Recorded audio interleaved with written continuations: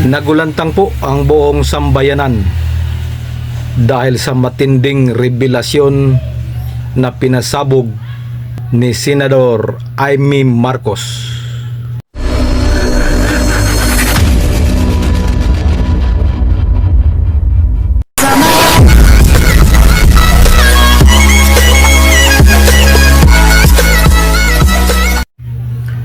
Hello mga kapobre, isang mapagpalang araw po sa ating lahat mga kapobre. Panibagong araw, panibagong biyaya, panibagong pag-asa, and of course, panibagong vlog mga kapobre. Medyo hindi po consistent ang ating mga vlog mga kapobre, kasi nga yung ating internet dito ay medyo hindi pa po stable. Ginagawa pa po. Minsan mayroon, minsan naman walang internet. Kaya yun ang nangyari. So ganun pa man mga kapobre, tuloy-tuloy po tayo. So ngayong umaga mga kapobre, pag-usapan natin ang nangyari noong isang araw sa peace rally ng Iglesia ni Cristo.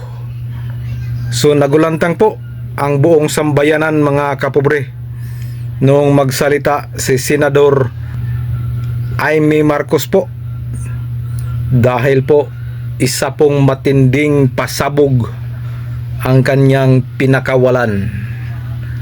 Ito po ay patungkol sa ating Pangulong Bongbong Marcos at sa First Lady Lisa Marcos. So mga kapobre, alam kong nakapanood kayo kasi nga marami po ang nag-antabay doon sa peace rally ng Iglesia ni Cristo. So nakakabinging pasabog po ang nangyari. Binulgar po ni no less than the sister of the President, Senator Amy Marcos, na si Pangulong Bongbong Marcos at si First Lady Lisa Marcos ay mga adik. Gumagamit po daw sila ng pinagbabawal na gamot, at yun po ay malaki pong epekto yan sa ating bansang Pilipinas. Mantakin mo, Pangulo ng Republika ng Pilipinas mismo, ang kaniyang kapatid nagsabi na adik daw ang Pangulo. Napaka pangit pakinggan po mga kapobre. Kung totoo man yan, taong bayan na po ang humusga. Pero grabe po ang nangyari mga kapobre. Mismo na po kapamilya ni Presidente Bongbong Marcos ang nagsabi.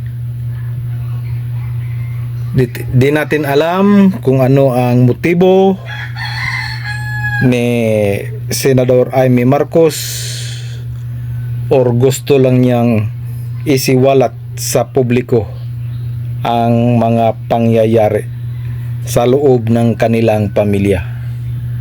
So mga kapobre, ito po ay napakalaking kahihiyan sa ating bansang Pilipinas po, dahil ang pinakamataas na tao at namumuno sa ating bansang Pilipinas ay inakusahan mismo ng kanyang kapatid na gumagamit ng ipinagbabawal na gamot, kasama pa ang kanyang First Lady. So di ko ma-explain ang aking nararamdaman bilang isang mamamayang Pilipino. So mga kapobre, kayo na po ang humusga. Sana po pagpalain ang ating bansang Pilipinas at protektahan ang ating mamamayang Pilipino. Bye-bye. Please subscribe, like and share. Pobreng Mapalad Vlog. Bye-bye and God bless.